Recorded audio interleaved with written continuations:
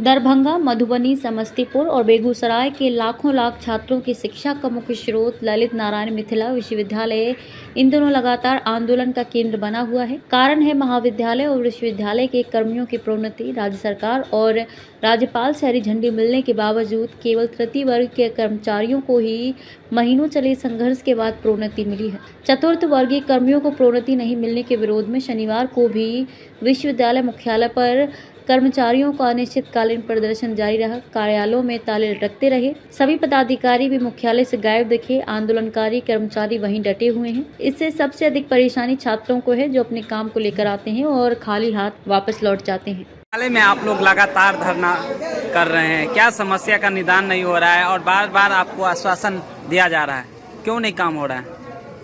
सबसे बड़ी बात है, राज्य सरकार का आदेश है, उच्च न्यायालय का आदेश है। दिनांक 15/7/24 को परिषद की निर्णय में भी विश्वविद्यालय हो, कॉलेज कर्मी हो, चाहे चतुर्वर्गीय हो, तृतीय वर्गीय हो, इसकी प्रोन्नति की बात थी, जो उन्होंने अपने प्रिंट मीडिया के माध्यम से भी उन्होंने ये शो निकलवाया, जो दोनों का हम प्रमोशन कर रहे हैं। लेकिन इनकी दो रंगी नीति और संघ को कैसे हम तोड़ें, संघ को कैसे हम बर्बाद करें, इसके पीछे ये दुष्चक्र में लगे हुए हैं।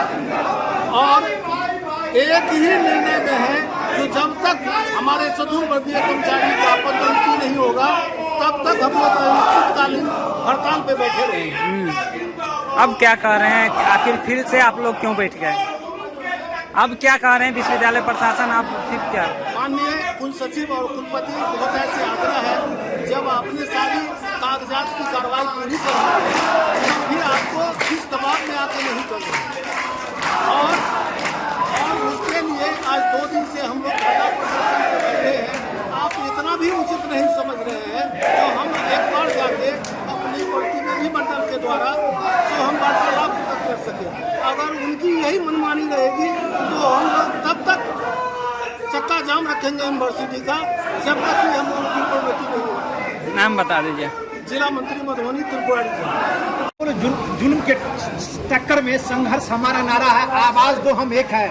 अगर आप लोग की मांग विश्वविद्यालय नहीं मान रही है, कई महीनों से कई सालों से आप लोग आंदोलन करते हैं, बैठके का दौर चलता है, समझौता होता है, फिर स्थिति वही हो जाती है कि आप लोग को दरी पर आके बैठना पड़ता है। आखिर ऐसी धूलमुल नीति या तो आप लोग तरफ से है या विश्वविद्यालय प्रशासन तरफ से है। ये कहाँ कमी है जिस कारण आप लोग के साथ उमस भरी गर्मी में यहाँ बैठना पड़ रहा है आप लोग को? हम लोगों ने आज तक जो भी समझौता किया है, विश्वविद्यालय प्रशासन का हम एक अंग है, छात्र हित में हम लोग जो है सारे बात को उनका मानते गए हैं। लेकिन इस बार कोई समझौता पत्र नहीं निकलेगा, न कोई समझौता करने जाएंगे। हम लोग दरी पर जो है सो चतुर्वर्गीय सारे कर्मचारी की अधिसूचना लेंगे और शेष छूटे हुए तृतीयवर्गीय कर्मचारी का भी अधिसूचना लेंगे, और जिनका त्रुटि हुआ है उनका सुधार का भी अधिसूचना हम यहीं पर लेंगे।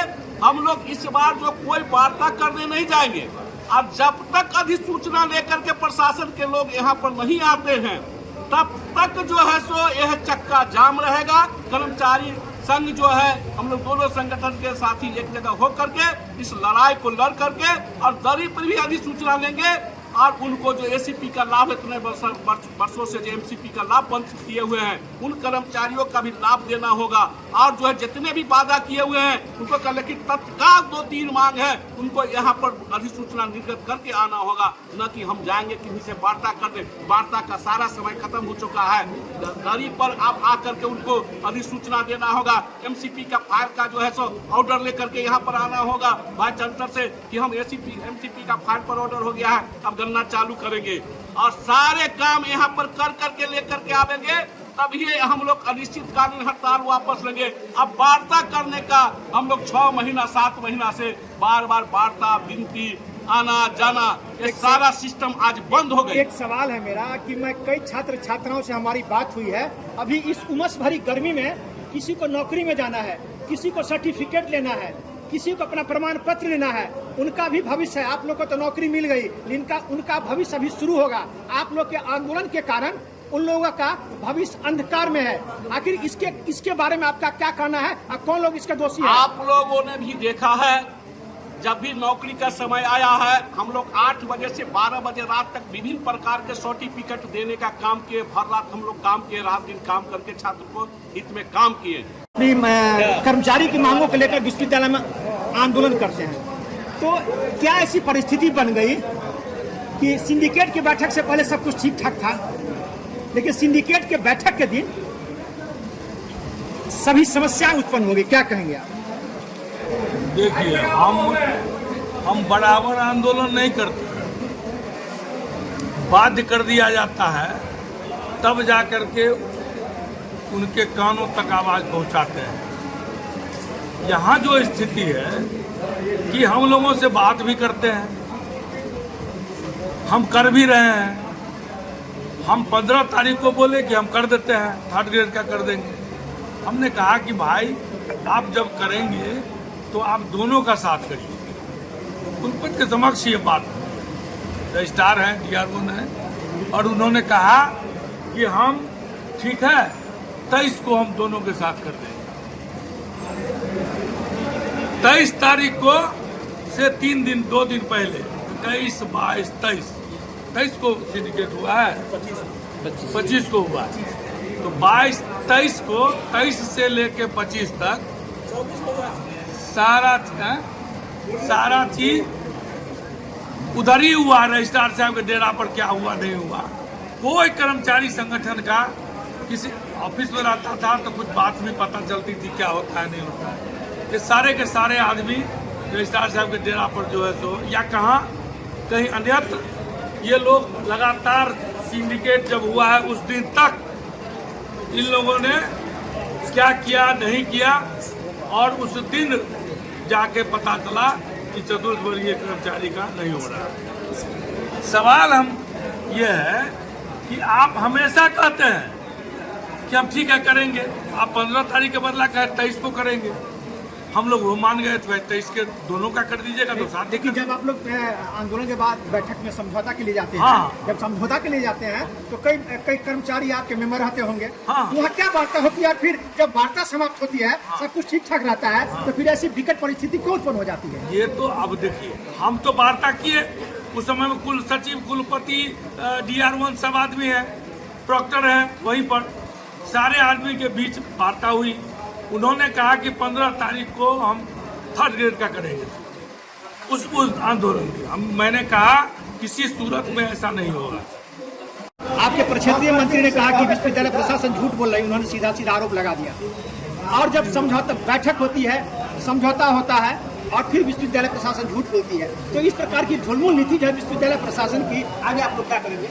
देखिए, वार्ता में हमारे प्रक्षेत्रीय मंत्री शिष्टमंडल के साथ वार्ता किए थे। उस वार्ता में लिखित आश्वासन मिला था जो महाविद्यालय और विश्वविद्यालय में एक साथ काम करने वाले सभी संवर्ग के सभी कर्मियों का, सभी कोटि के कर्मियों का एक साथ राज्य सरकार के पत्र के अनुरूप प्रोन्नति पत्र का प्रभार निर्गत किया जाएगा। और फिर किस परिस्थिति में इस तरह की बात हुई, ये तो समझ से परे है। तो आप क्या करेंगे जो स्थिति विश्वविद्यालय अभी की जो स्थिति है, जो 15/7/2024 के माननीय सिंडिकेट के निर्णय के बावजूद एक साथ प्रोन्नति प्रभार का पत्र निर्गत नहीं किया गया। उसके बाद भी आश्वासन मिला हमारे नेतृत्व वर्ग को, जो 24 तारीख तक आपको एक साथ सबका प्रोन्नति प्रभार का पत्र निर्गत किया जाएगा। उसके बाद आनन फानन में 25 तारीख को 24 को पुनः सिंडिकेट की बैठक बुलाई गई, और उस बैठक में क्या निर्णय हुई नहीं हुई हम लोग नहीं बता सकते हैं। एक संवर्ग के लोगों का उन्नति प्रभार का पत्र निर्गत किया गया, जिसमें भी बहुत त्रुटियां हैं। को भी धरना पर बैठना पड़ रहा है, आखिर क्या वजह है? मजबूरन हम लोगों को धरना पर बैठना पड़ रहा है, क्योंकि हमारे CM साइंस कॉलेज में तृतीय वर्गीय कर्मियों को जो उन्नति का लाभ दिया गया है, उसमें निम्न वर्गीय तृतीय वर्गीय कर्मियों को सारे को प्रोन्नति दे करके निम्न वर्गीय कर्मचारी को प्रशाखा पदाधिकारी, सामान्य प्रशाखा पदाधिकारी लेखाकर दिया गया है। लेकिन UDC हमको होते हुए महादलित महिला है, रिसीव होते हुए 35 वर्ष हो गया, अभी तक एक भी प्रमोशन का लाभ नहीं दिया गया है। इसमें हमको जाति पाति का भेदभाव किया गया है। ऐसा क्यों मेरे साथ किया गया? सौतेलापन अपनाया गया है। इसका मतलब है कि विश्वविद्यालय जाति पाति का भेद भी कर रहा जाति है। पाति का भेद अपना दिए हैं, क्योंकि हम महादलित से बिलोंग करते हैं, इसीलिए हमको छोड़ दिया गया है।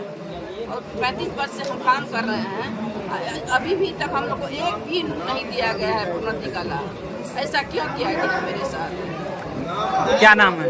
लीला कुमारी, कहाँ से? Science college Darbhanga. विश्वविद्यालय में कर्मचारियों का लगातार धरना प्रदर्शन और बहुत दिनों से ये बाधित चल रहा है ऐसे काम। छात्र आते हैं यहाँ और वापस जाते हैं घूमकर।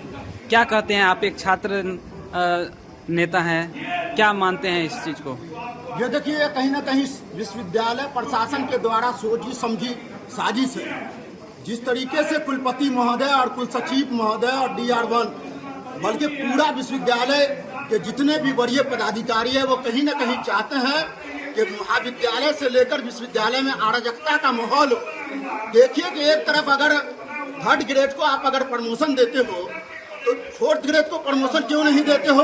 3rd ग्रेड में भी जो वंचित समाज से जो एक महिला आती है उसको आप आखिर किस कारण आप जो है प्रमोशन नहीं देते हैं? ये कहीं ना कहीं भाई भाई में लड़ाने की ये साजिश रची गई है। ये साजिश जो रची है उसकी हम निंदा करते हैं और विश्वविद्यालय प्रशासन से यह मांग करते हैं कि आप जो तानाशाही रवैया अपनाए हैं और विश्वविद्यालय में अराजकता का माहौल जो कायम करना चाहते हैं, अवैध वसूली का जो माहौल कायम करना चाहते हैं, कई ऐसे चीजें हैं जिस पे आपको लगाम लगाना चाहिए। लेकिन कर्मचारी जो विश्वविद्यालय की रीढ़ है, जो कर्मचारी विश्वविद्यालय को महाविद्यालय तक बनाने का काम करते हैं, उसमें आप आपस में लड़ाने का काम किए हैं। तो हम लोग छात्र जनता दल यूनाइटेड की तरफ से यह मांग करते हैं कि आप अगर 3rd ग्रेड को जो प्रमोशन दिया है तो 4th ग्रेड को भी आपको प्रमोशन देना होगा। अगर नहीं देंगे तो हम लोग इनके साथ कदम में कदम मिलाकर विश्वविद्यालय से लेकर राजभवन को हिलाने का काम। छात्र यहाँ आते हैं और परेशान होकर घूम के वापस जाते हैं।